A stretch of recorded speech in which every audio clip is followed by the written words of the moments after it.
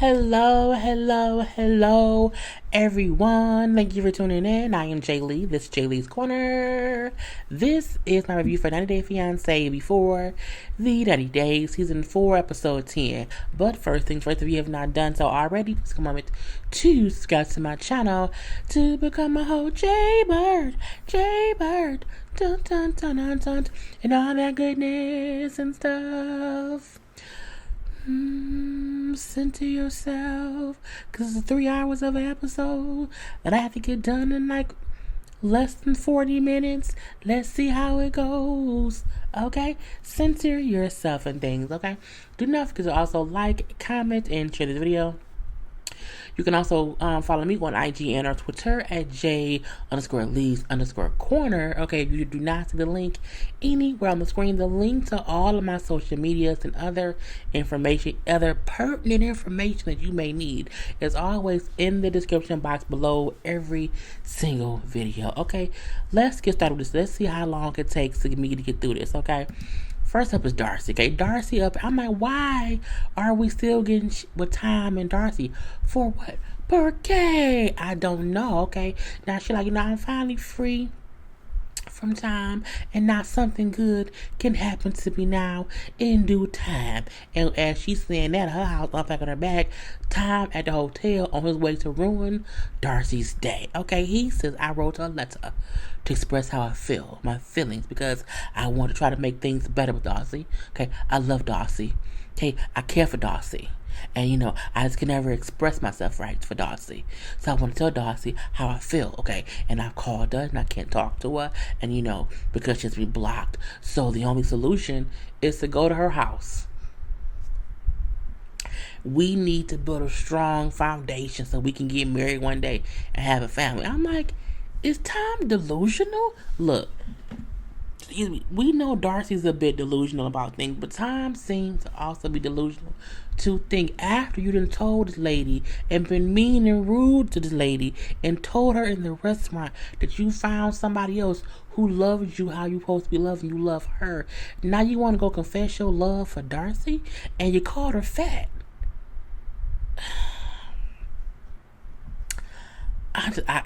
It's just dumb. Okay, so he in the car ride over, he then says, I don't think this is going to go well. The producer then said, then why are you going?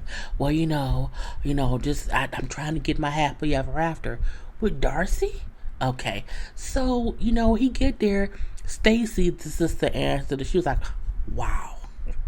Darce, you got someone at the door. It's some trash. She had some trash at the door, okay? And Darcey come down. She's like, oh, shit. Unbelievable. Why are you here? Why are you here? I wanted to apologize, for not treating you with respect the other day. My intention was never to hurt you, Darcey.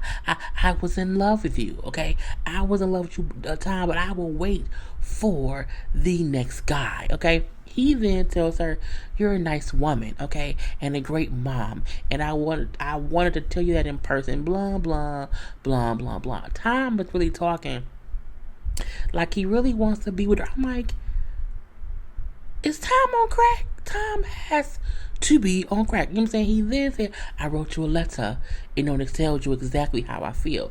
Now, while Tom is telling us that he wrote a letter to let her know how much he loves her, I'm pretty sure Darcey he probably wrote a letter to explain how much he don't love her. And you know what? I'm not comfortable with that. I don't need that. Okay, now I'm like, come on now, Darcey. Don't let him play you, okay?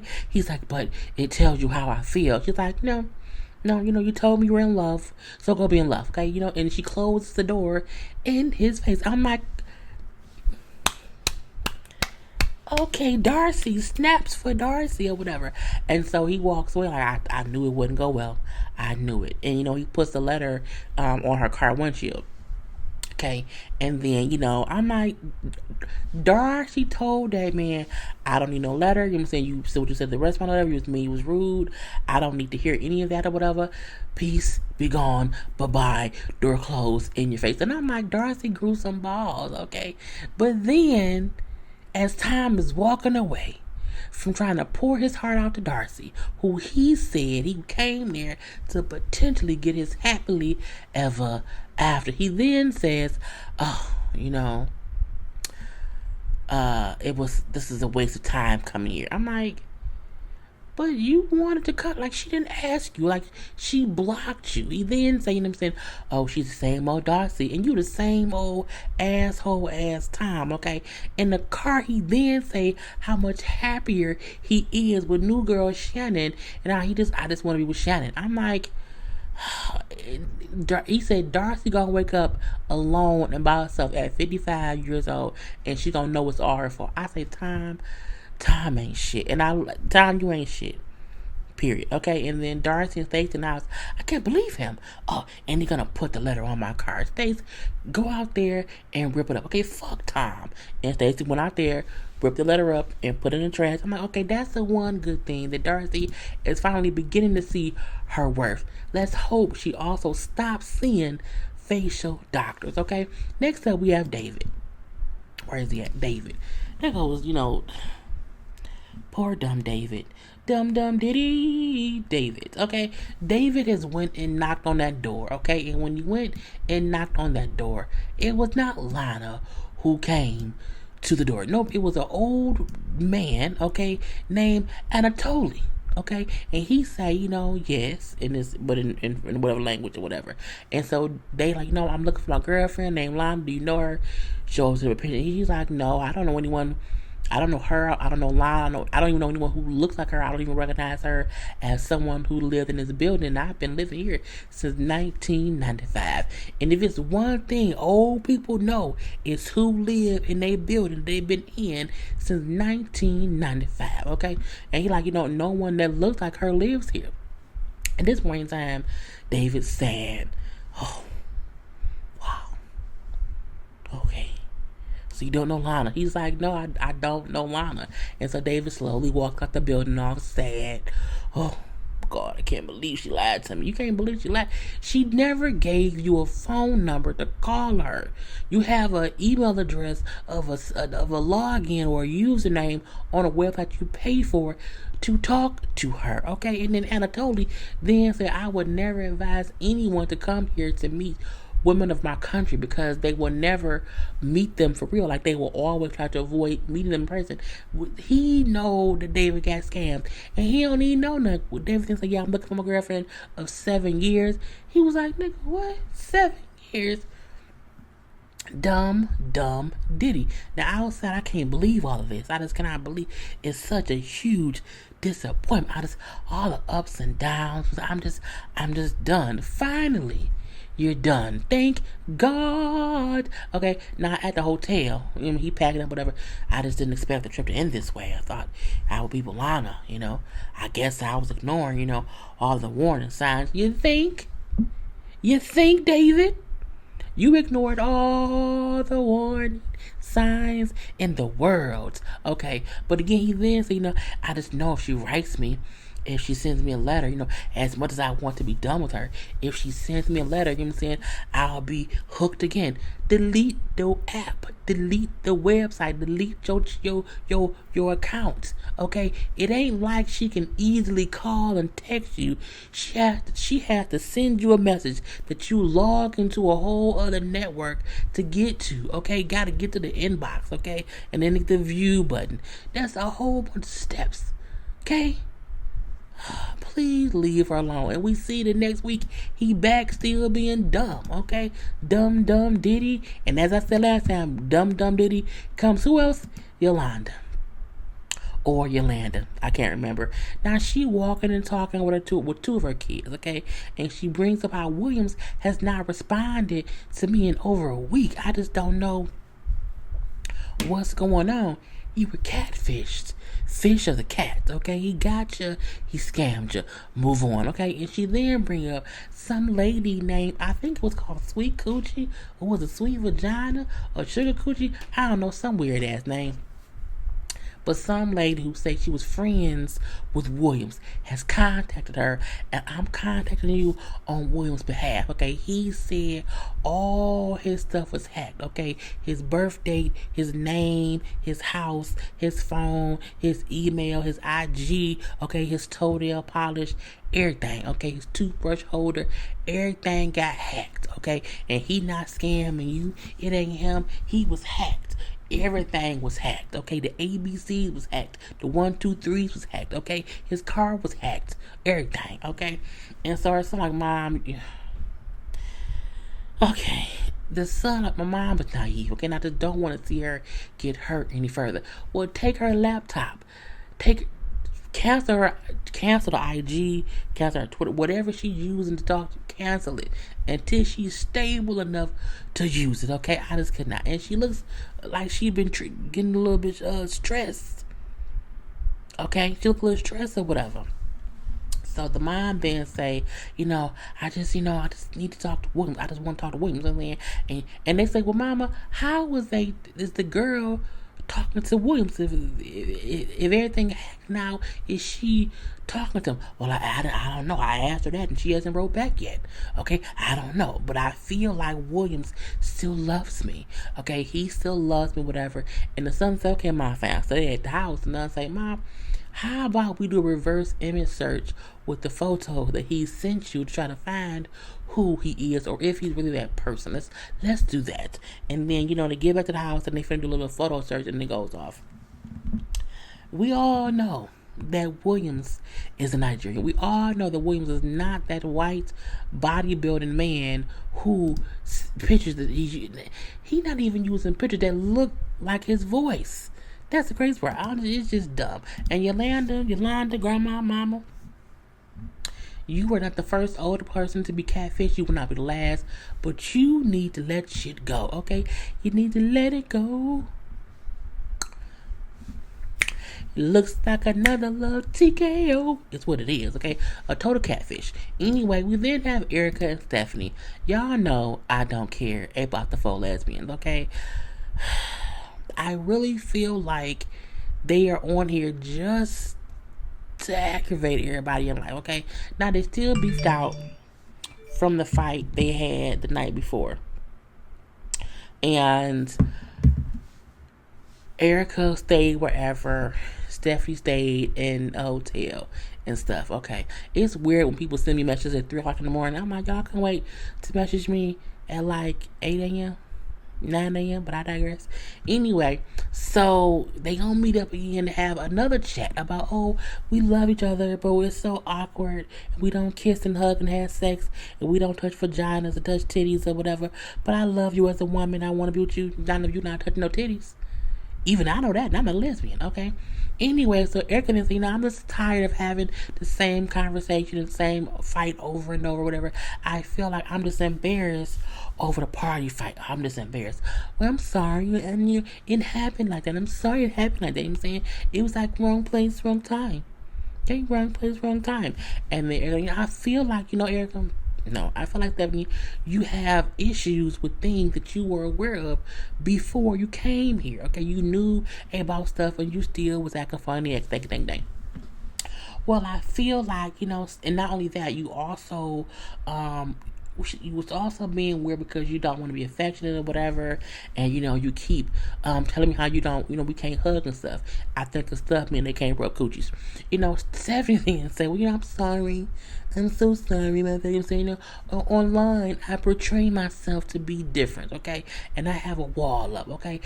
But I do love you, and I do want a relationship, okay? So I would like a do-over, Erica. Can I get a do-over, okay? Again, really, another do-over? Erica then said, fine, okay? I'm like, first of all, Stephanie catfished Erica. Just in the fact that she portrayed herself to be a different kind of person. To me, catfish don't mean just your appearance is different. The kind of person you are is different too. Okay, I don't care about them too. I really don't. They go and swing some boomerangs or whatever. They say how they gonna come out to their parents. You know what I'm saying? They didn't go scuba diving or whatever. And he go, Stephanie, because of my illness, I have to be really, really careful. You know what I'm saying? Because of my illness, I'm risking my life using the equipment because someone else used it before me. And if they're sick, then I can get sick and I can die because of my illness. Then, bitch, don't go scuba diving.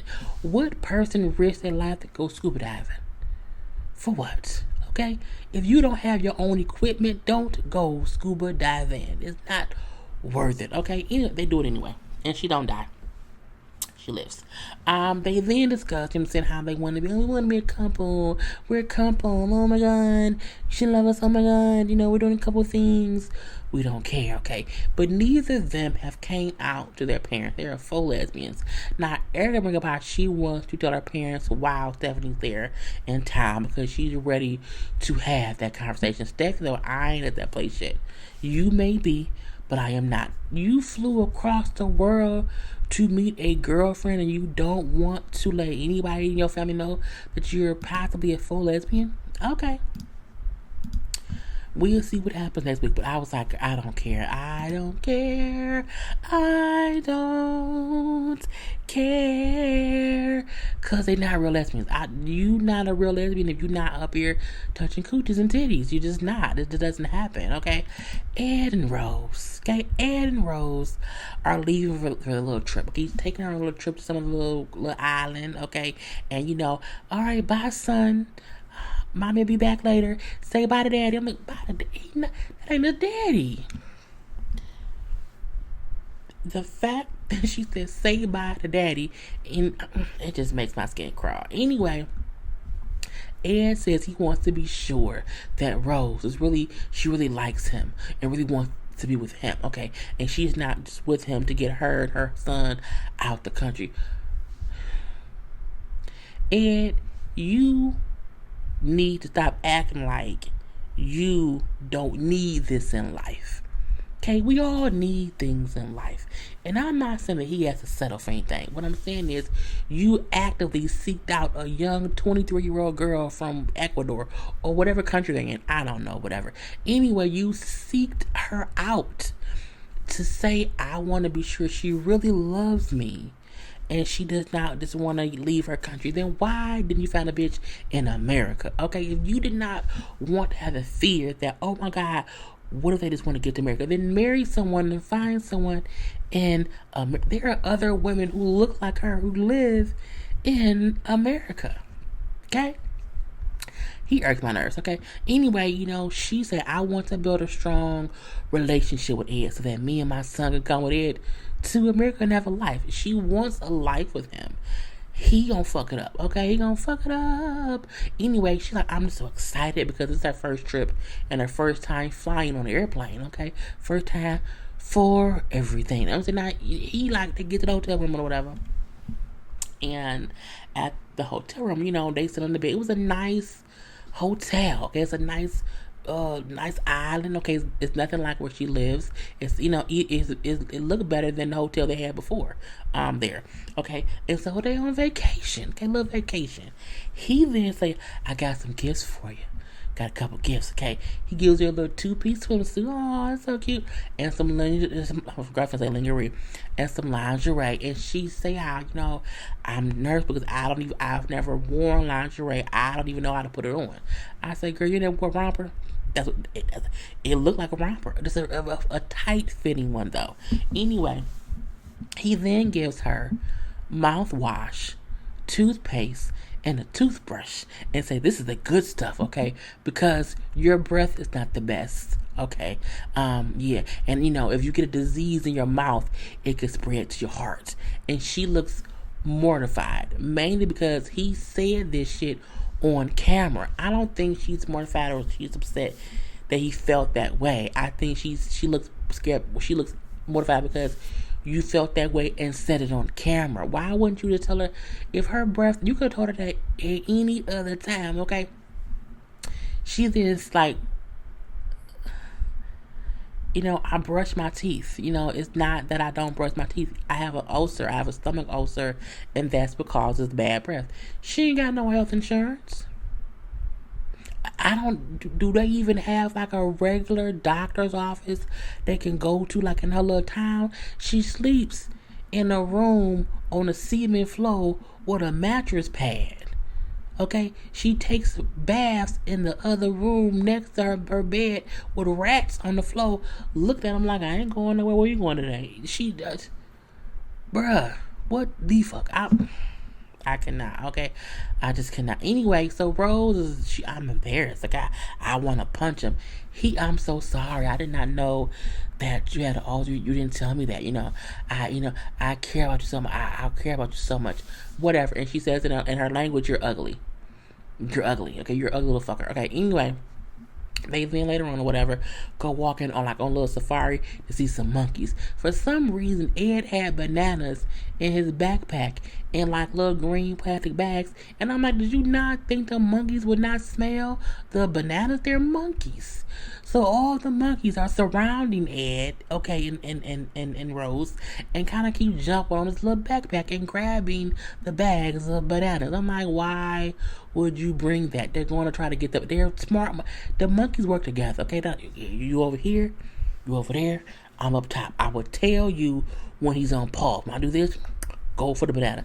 And they got his, jumped up on him, snatched the bananas out his bag, and he was like, oh, what? Ed, be still.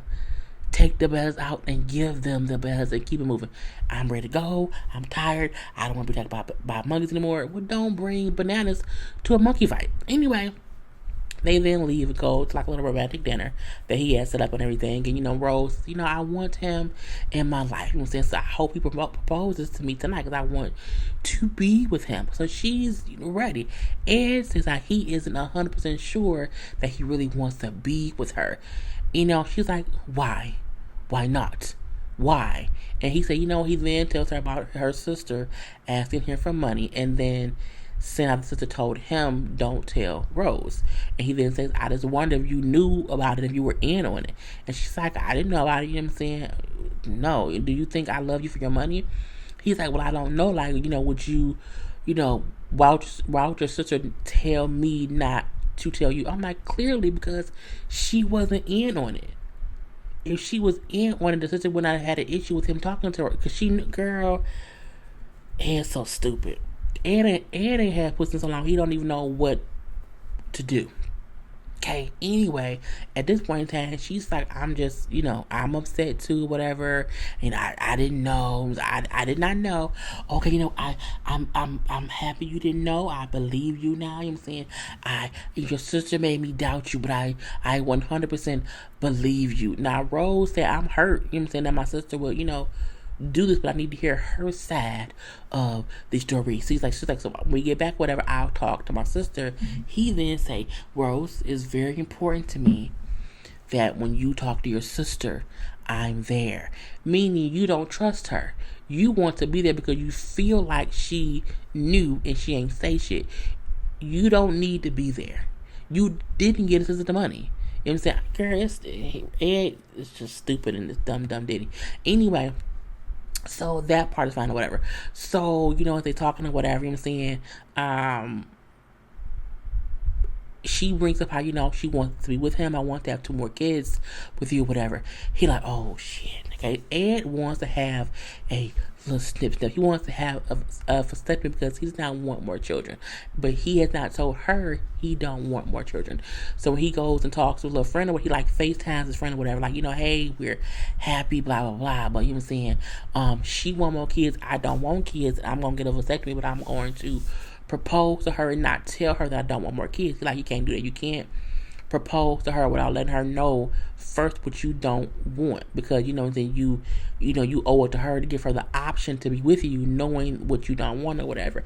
He said, yeah, but what if she leaves me? He said, if she leaves you, then it wasn't meant to be. But you can't ignore what she wants because of what you want. You know what I'm saying? You have to give her the option to see if it's meant to be. I say that's true. Ed don't deserve Rose, leave that man, okay? And then we have Ash and Avery. Oh, this was cringeworthy. So cringeworthy. They go to a seminar that he's doing. He do these little guy, whatever he do, he's having a seminar where he would go and speak to ladies about how to find their love or whatever. And so it's like, it's gonna be like mostly single women, like or whatever. Would it be some men? They like no, it would basically just be single women. So, she's happy because, okay, now I can see, like, if he represents himself as someone in a relationship, he gonna be on his best behavior because you're there. Just know that, okay? And so they get to the seminar, and I'm like, he's always spoken like, it's these successful women who just don't have time to find love, and no, those are my clients. These clients did not remind me of that. It was, 7 girls. These girls look like they're like 22. Okay, they look pretty young. And you see at this point, oh, he on some bullshit. I'm like, the fact that 2 of the girls are in jeans and sneakers. Okay, Air Force Ones at that. I'm like, girl, you cannot look at this. You can't. I just do not feel like these are successful women who don't have time to find a man. Chick is sitting there in some Air Force Ones and blue jeans, okay? Other chick is in a maxi dress and some heel. Girl, I cannot. And then the one in the corner looks asleep. Clearly, when he had these seminars, the girls like him because he's cute and he's banging them. Okay, and that's his shtick. He may have some opinions on things that he talks about as well, but his thing is, I'll be back. The girl then said, like, I heard about him from my friends. I had to come see him. And I'm like, okay. He then starts talking. He's an asshole. He's an idiot. He's a jerk. Okay, he's basically being sexist. He has a way of thinking about gender roles. He feels like, men are masculine, women are feminine. Okay, and as a woman, he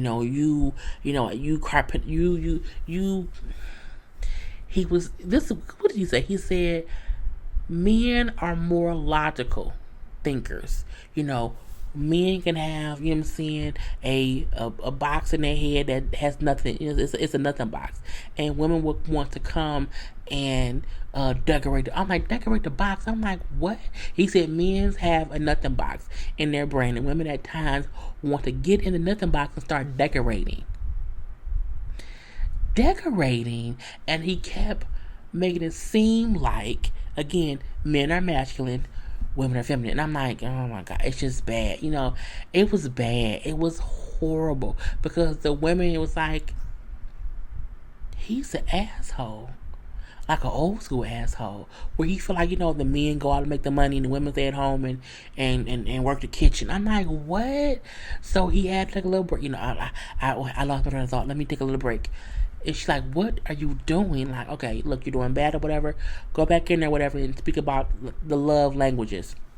He goes back in or whatever, and he still is like, well, yeah, men have this masculine love language or whatever, and men don't know how to speak love, but women do because you're emotional. So you guys, I'm like, and he then said, if you are a feminine female, cannot date a man who has any kind of feminine ways or whatever.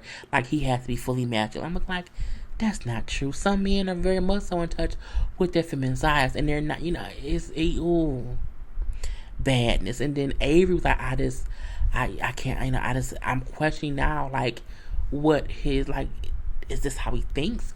So it went bad. It went really bad or whatever. So after the thing, him and Avery and Az walk around chit-chatting or whatever. And you know what I'm saying? And I feel like this, because I don't want to go through the whole thing.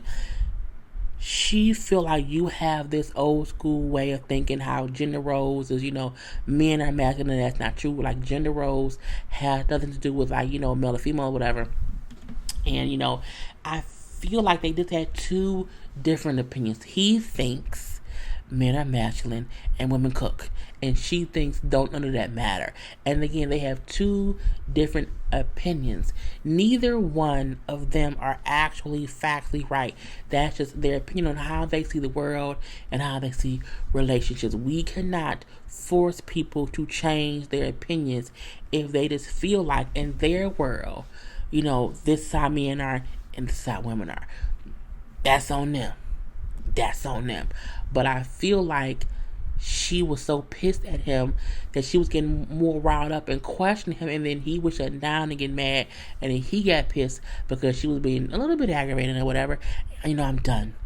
I'm done. And he walks away. Mainly because she kept questioning his opinion on gender roles and, how he looks at relationships or whatever. And was things that she, I guess, didn't know from before. But I still feel like he's an asshole with old thinking, but that's his opinion. If he wants to get a woman who wants to be in the kitchen, that's on him.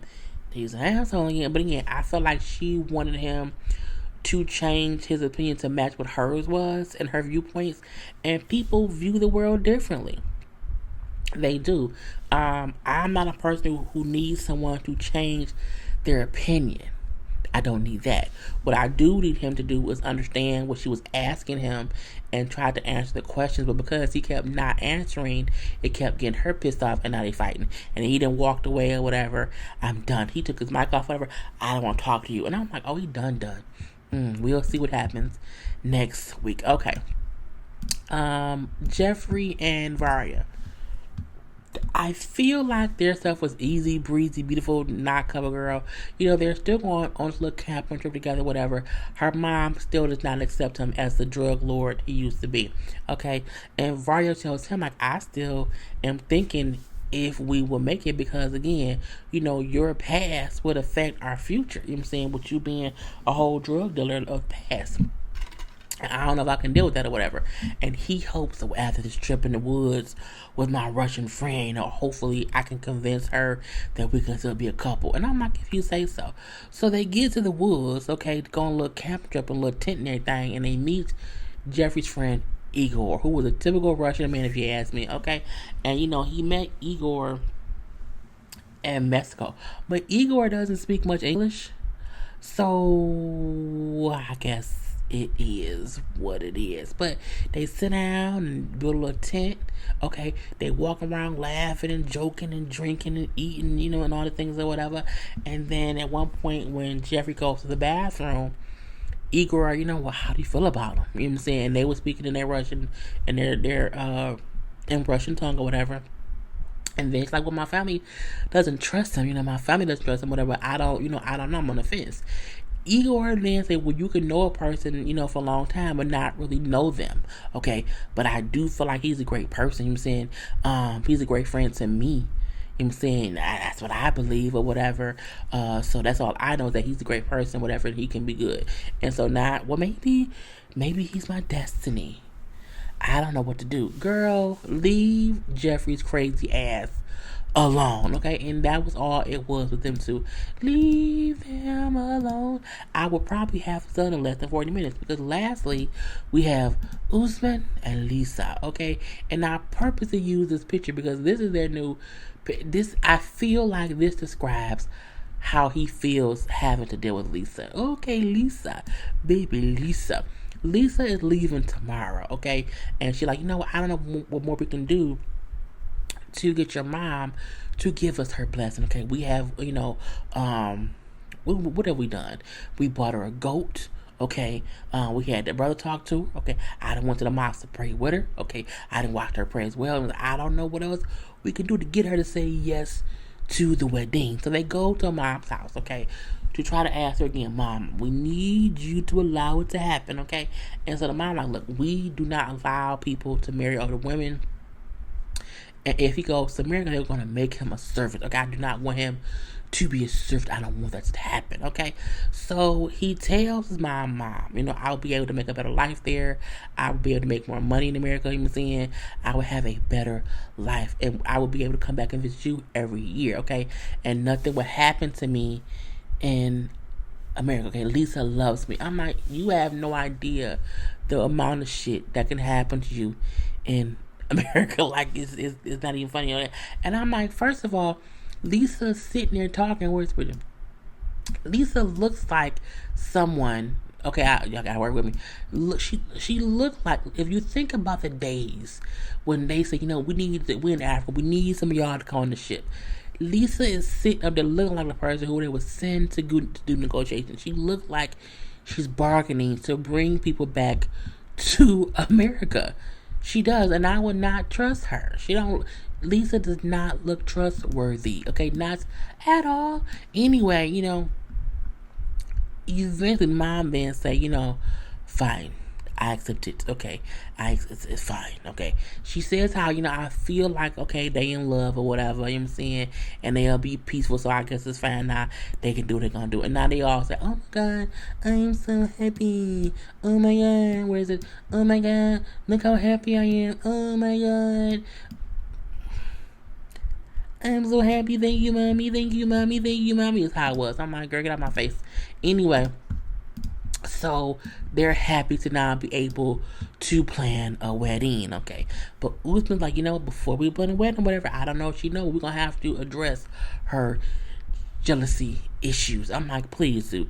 So we then see, he goes with his brother to get a ring for whatever. He says in their country, like, it's not a tradition to get a ring, but here it is. He will get one because he wants Lisa to be happy, but I feel like she may be bitching him on her because the kind of ring I get. So I don't know what's going to happen or whatever.